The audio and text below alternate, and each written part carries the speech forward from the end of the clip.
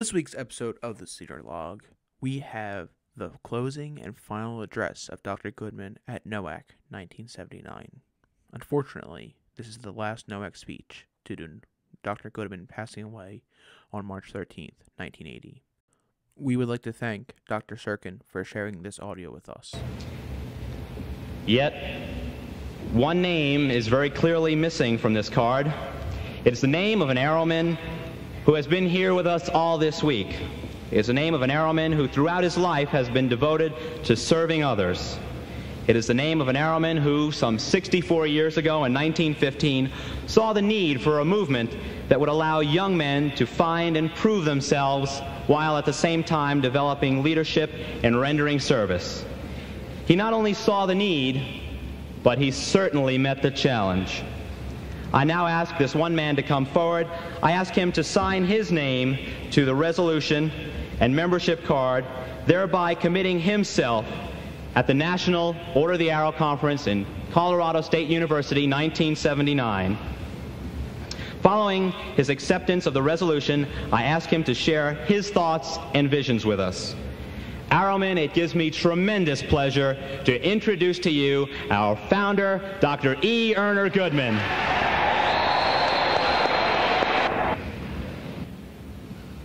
I do not know when in my life I have engaged in such a fine gathering as we have had this week, and I'm so happy to be with you that time. Now I want to say just a little bit about this word of ours in Scouting, and let me use several points.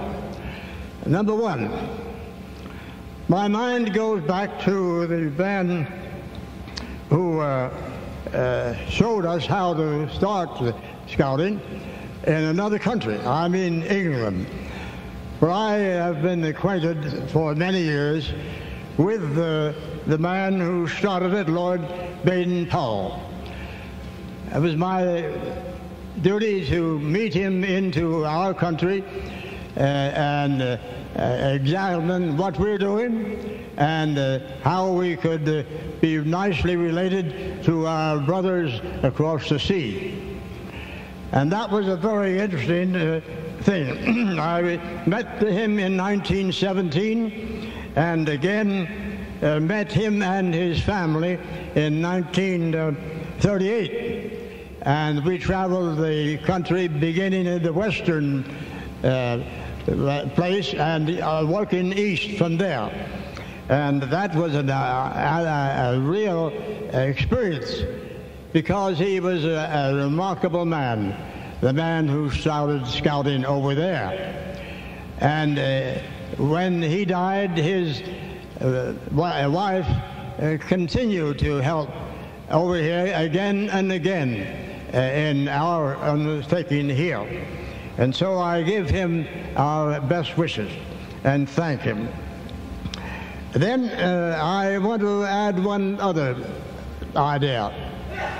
I knew a man in New York City named John H. Finley, who was the editor of the New York Times, one of the biggest papers in the country, and I got very well acquainted with him. I found, had a very interesting connection with his own life.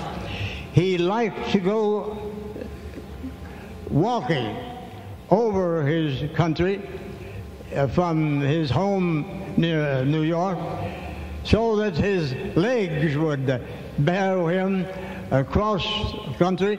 He liked to step out about 10 miles a day at least in his important ability to do with the paper that he operated. But it gathered to me the point that all of us who are using the good life are making use of it from legs to head, and it's been worthwhile.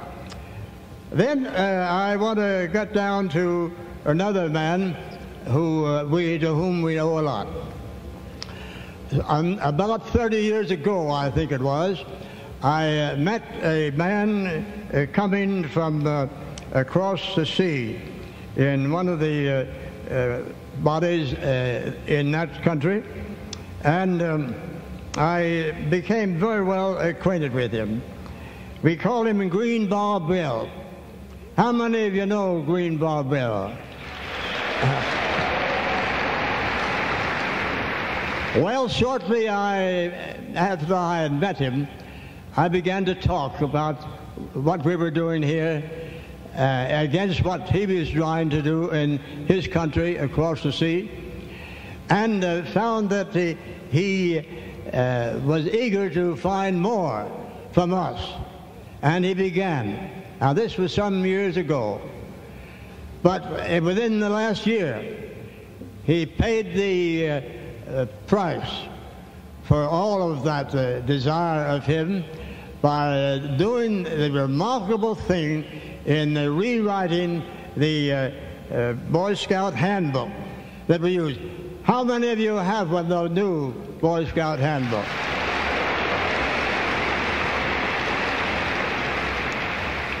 I want to tell you that gave me great treasure, because this was one of the best writings that we've ever had in scouting.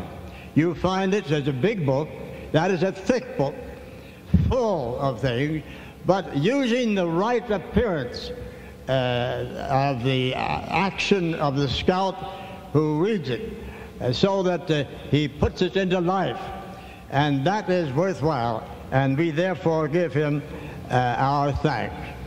I give one other thanks before I sit down, because there was present today, this week, the man that gave me the open door to be in scout work myself. That's the man who came to my house so many years ago, many years ago, and urged me to become the scoutmaster of Troop Number 1 in Philadelphia. And I want to tell you, it has always been a joy to me to see him at such a meeting as this, because he keeps on living, because he gets older as he lives and so forth, but he was here today. If he's here, will you stand up now and let me give you his joy to this young man.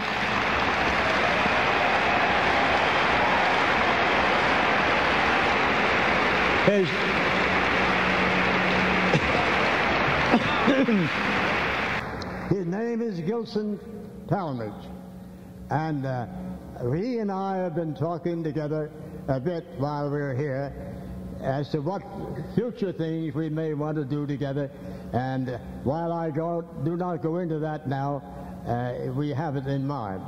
And so, dear brothers, I want to say this has been a wonderful experience for me, as it has from you, I presume.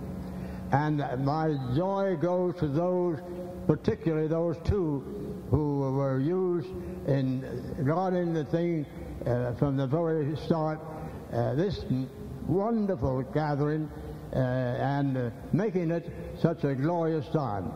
And so I give you my best thanks to them and to you for making it into a glorious time. Best wishes, and God bless you all. Amen.